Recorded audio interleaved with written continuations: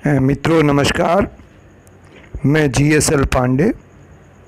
आज DL के सभी सेमेस्टर के विद्यार्थियों के लिए हिंदी और संस्कृत में उपसर्ग नामक पाठ लेकर उपस्थित हूँ।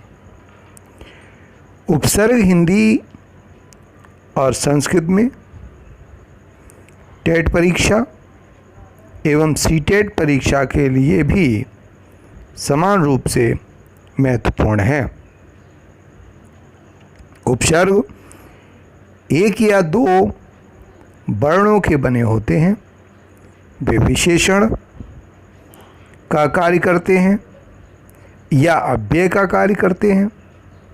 उन्हें किसी धातु या शब्द से पहले जोड़ा जाता है। उपसर्ग शब्दार्थ में परिवर्तन करते हैं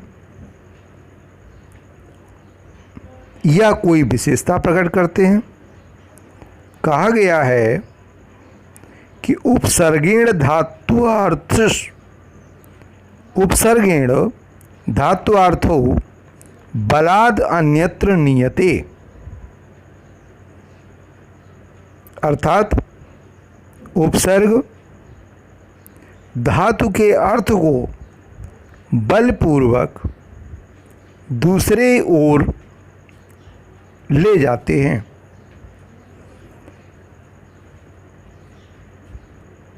उपसर्गों की संख्या 22 मानी गई है।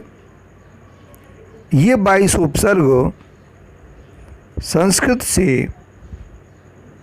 हिंदी में यथावत रूप से ले लिए गए हैं। स्टार्ट करो।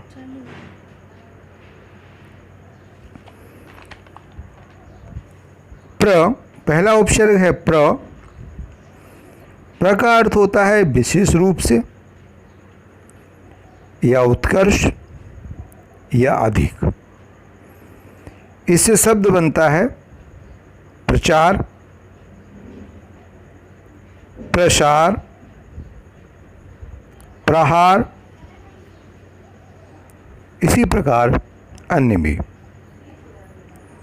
दूसरा उपसर्ग है परा। परा का अर्थ होता है पीछे, विपरीत या अनादर या नाश। इससे शब्द बनता है पराक्रम, परामर्श, पराजय, पराकाष्ठा।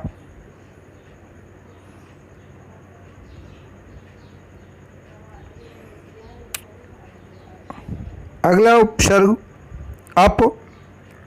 अप का अर्थ होता है दूर या विरोध या लघुता प्रकट करता है।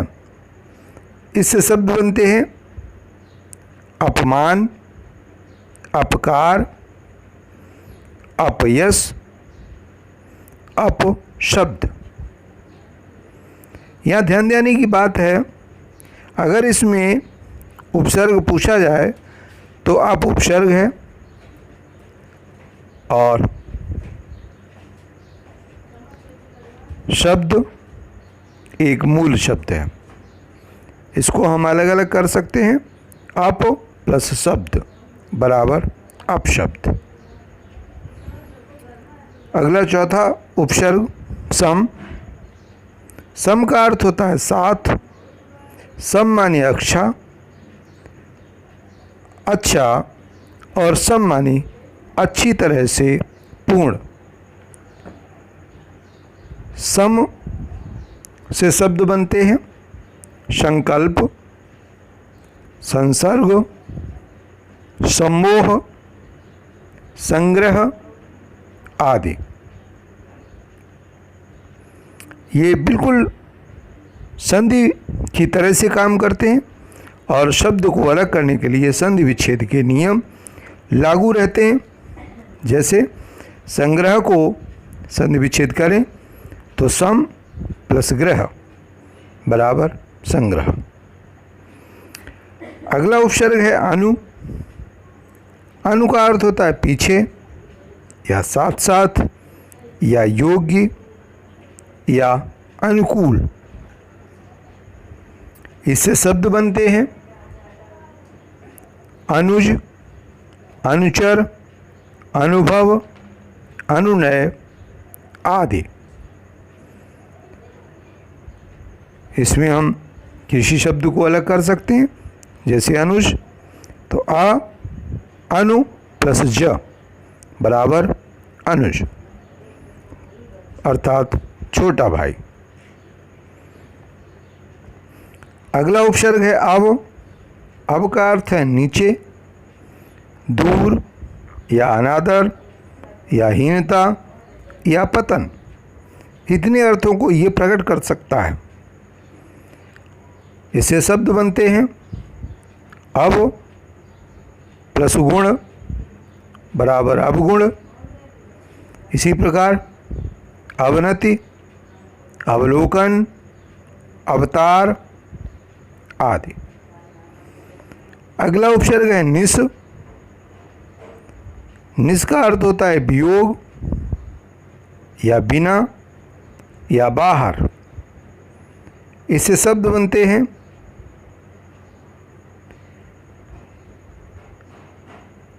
निस प्लस सार तो निस्सार। इसी प्रकार निसंक, निस्तत्वम, निश्चय आदि। अगला उपसर्ग है निर। निर का अर्थ होता है निषेध या रहित या बाहर या बिना अथवा निकलना। इससे शब्द बनते हैं निरपराध, निर्गच्छति, निरक्षर या निर्दय आदि। अगला उपसर्ग है दुष। दुष का अर्थ है कठिन अथवा बुरा। इससे शब्द बनते हैं दुस्तर, दुष्कर या दुस्साहस आदि। अगला उपसर्ग है दुर। दुर का अर्थ होता है बुरा, कठिनाई, दुष्टता अथवा निंदा। इससे शब्द बनते हैं दुराचार, दुराग्रह, दुर्गति और दुरात्मा आदि। इसी प्रकार और भी उपसर्ग हैं। अगला उपसर्ग है वी। वी का अर्थ होता है, ये विशेषता प्रकट करता है, अलग अर्थ भी प्रकट करता है और बिना अर्थ प्रकट करता है। इससे उपसर्ग बनते हैं विकार, विवाद,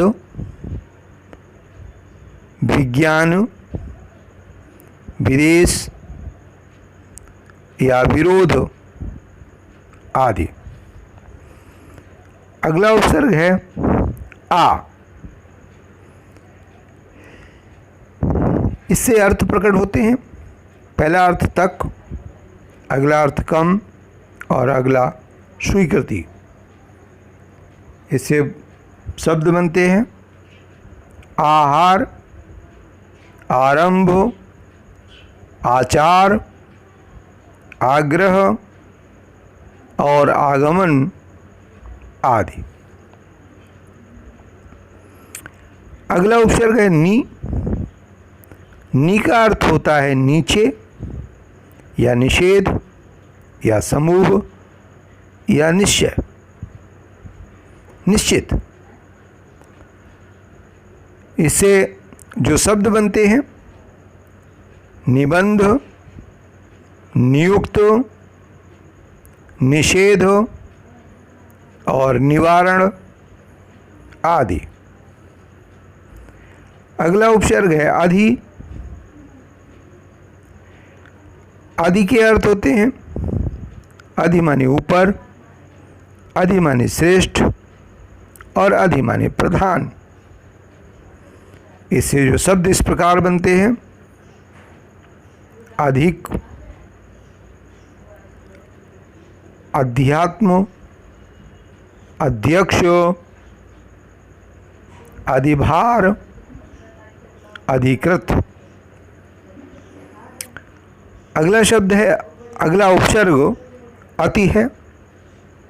अति माने बहुत, अति माने अधिक और अति माने बाहर।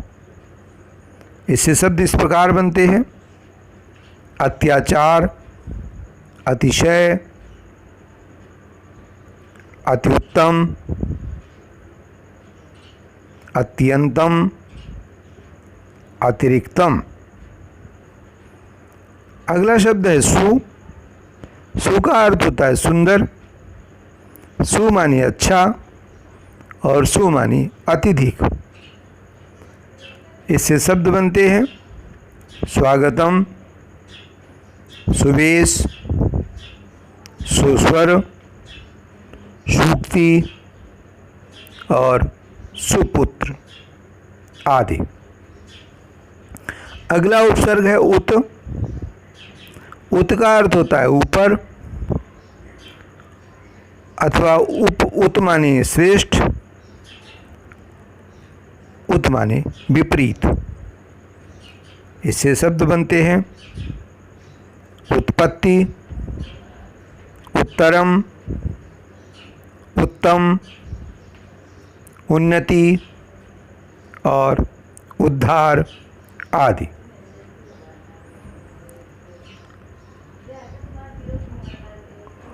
अगला उपसर्ग है अभि। अभि माने सामने, अभि माने ओर, अभि माने ऊपर, अभि माने पास और अभि माने तरफ। इतने अर्थों को प्रकट करता है।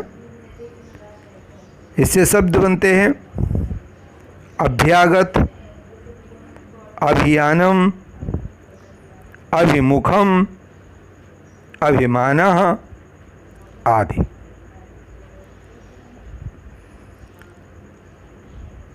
अगला उपसर्ग है प्रति। प्रति माने होता है ओर, प्रति माने तरफ, प्रति माने पीछे और प्रति माने विपरीत भी होता है। इससे शब्द बनते हैं प्रतिकूलम, प्रत्युत्तरम, प्रतिध्वनि, प्रतिपन्न और प्रतिकार आदि। अगला उपसर्ग है परि। परि का अर्थ है चारों ओर अथवा परि माने भी, परि माने आसपास। इससे जो शब्द बनते हैं उनको देखें। शब्द है परिश्रम, परिवाद, परिचय, परिजन आदि। अगला शब्द है, अगला उपसर्ग है उप। उप का अर्थ होता है निकट। उप माने समीप और उप माने शक्ति भी होता है। इससे जो शब्द बनते हैं उनको देखें। उपकार, उपदेश, उपाधि, उपेंद्र, उपद्रव आदि। अगला अंतिम उपसर्ग अर्थात 22वां उपसर्ग है अपि। और अपि का अर्थ होता है निकट, अपिधान, अपिगीर्ण आदि। इस प्रकार उपसर्गों की संख्या 22 मानी गई है। ये संस्कृत की भांति हिंदी में भी यथावत स्वीकार किए गए हैं। इनमें उपसर्ग जोड़ने के लिए संधि के नियमों का पूर्ण पालन किया जाता है और अलग करने के लिए संधि विच्छेद के नियमों का पालन किया जाता है। हम सभी को ध्यान रखना चाहिए। ये उपसर्ग का पाठ यहीं समाप्त होता है। अंत में खुश रहें, सुरक्षित रहें। जय हिंद, जय भारत।